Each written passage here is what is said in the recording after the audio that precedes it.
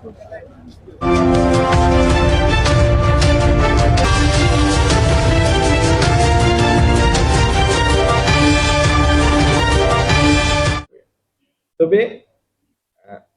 যে কোনো কাজ দুইভাবে করা যায়। একটা হলো একটা কাজ করা, আর একটা কাজ এফিশিয়েন্টলি করা, যেখানে সবার ওনারশিপ থাকবে এবং এইটার কারণে কোথাও কোনো বিরূপ সমালোচনা বা হিকাপ তৈরি হবে না।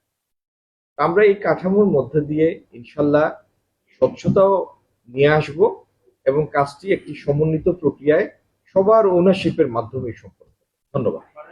আমরা আমাদের কাজের ধারা এই কমিটি স্থির করার পূর্ব পর্যন্ত যেভাবে বাক্সে টাকা আসে সেইভাবে টাকা আসবে।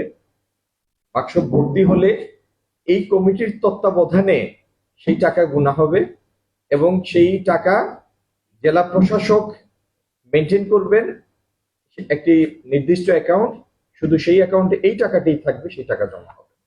সুতরাং এই বাক্সগুলির উপর সিসিটিভি আছে, সিসি ক্যামেরা আছে আমার জানা মতে। আর এই কমিটিতে জেলা প্রশাসন আছেন, দরগার প্রতিনিধি আছেন, বিভাগীয় প্রশাসক, বিভাগীয় কমিশনার আছেন, ডিআইজি আছেন, এসএমপি কমিশনার আছেন, আমার ডানে বায়ে যারা আছেন তারা সবাই এই কমিটিতে। সুতরাং সবার উপস্থিতিতেই টাকাটি গুনা হবে, স্বচ্ছ প্রক্রিয়া হবে এবং সেই গণনার পরে সেই টাকাটা জেলা প্রশাসক অপারেট করেন একটা নির্দিষ্ট অ্যাকাউন্টে যাবে। সুতরাং এটি স্বচ্ছ প্রক্রিয়ার মধ্যে হবে। ওইগুলিও আমরা বিবেচনায় নিব, আমলার বিষয়টিও আমরা বিবেচনায় নিব।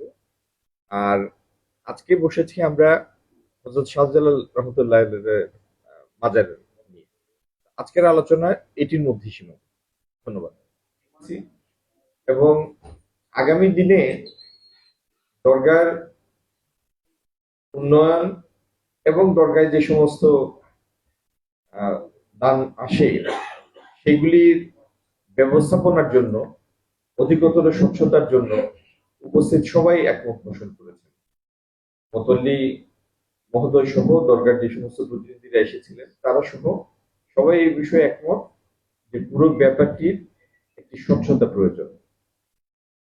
এই স্বচ্ছতা আনয়ন এবং সামগ্রিক বিষয়টি নিয়ে একটি ভালো যুক্তিসঙ্গত যৌক্তিক সমাধানে পৌঁছার জন্য আমরা একটি কাঠামো ঠিক করেছি।